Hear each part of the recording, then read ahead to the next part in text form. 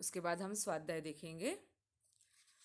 स्वाध्याय में देखेंगे हम, विधानों को सही करके लिखिए। ताश के सब पत्ते पीले हो गए थे। अब यहाँ ध्यान रखो बच्चों कि जब भी आपको ऐसे प्रश्न आते हैं कि विधानों को सही करके लिखिए, तो आपको पूरे विधान को सही करके लिखना है, यानी पूरा वाक्य आपको लिखना ही है। ऐसा नहीं कि आपको सिर्फ उतना ही शब्द बदल कर रह जाना है। अगर आप उतना ही शब्द बदल कर रह जाओगे तो आपको उसके अंक प्राप्त नहीं होंगे, क्योंकि नियम ही है, व्याकरण का यह नियम ही है कि जब हमको कोई वाक्य दिया जाता है, चाहे वह वाक्य के प्रकार का हो, काल का हो, मुहावरे हो, तो आपको उसको पूरा वाक्य लिखकर उसका उत्तर फिर से लिखना है। समझ में आया? तो यहाँ पे आप प्रश्न दिया है, ताश के सब पत्ते पीले हो गए थे, तो आपको उसका उत्तर भी पूरे वाक्य में लिखना है। ताश के सब पत्ते लाल हो गए थे। पीले की जगह लाल है, पर आप लाल शब्द लिखकर छोड़ोगे नहीं, आपको पूर्ण वाक्य फिर से लिखना है। खेल हो जाने पर चीजें बटोरकर उसने भीड़ में मुझे देखा। अब यह वाक्य जो है, यहाँ पर क्या बदलना है आपको, क्या है यह वाक्य? तो यह वाक्य अभी हमने जस्ट पढ़ा ना, थोड़ी देर पहले ही पढ़ा यह वाक्य कि खेल खत्म हो जाने पर जादूगर ने क्या किया, वह पूरे अपने खिलौनों को बटोरकर उसकी ओर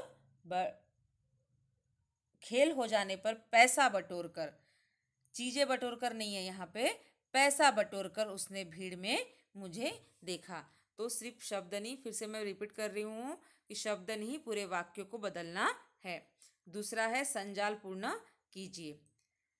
कार्निवर में खड़े लड़के की विशेषताएं। अब उसकी क्या क्या विशेषताएं थी, तो उसमें से 4 आपको खंड दिए गए, तो चारों में आपको लिखना है एक शब्द।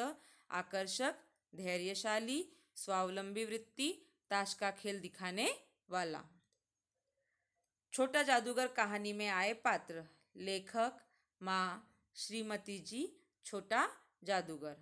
पात्र शब्द के 2 अर्थ। पात्र यानी बर्तन, पहले के समय में बर्तन को पात्र ही कहा जाता था, और नाटक का पात्र यानी नाटक का एक किरदार, उसको भी पात्र कहा जाता है।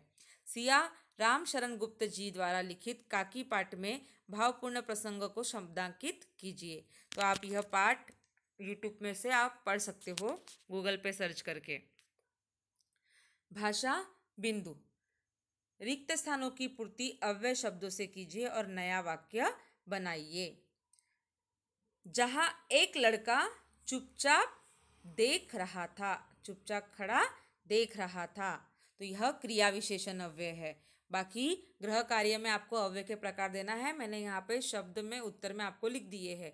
मैं उसकी ओर न जाने क्यों आकर्षित हुआ।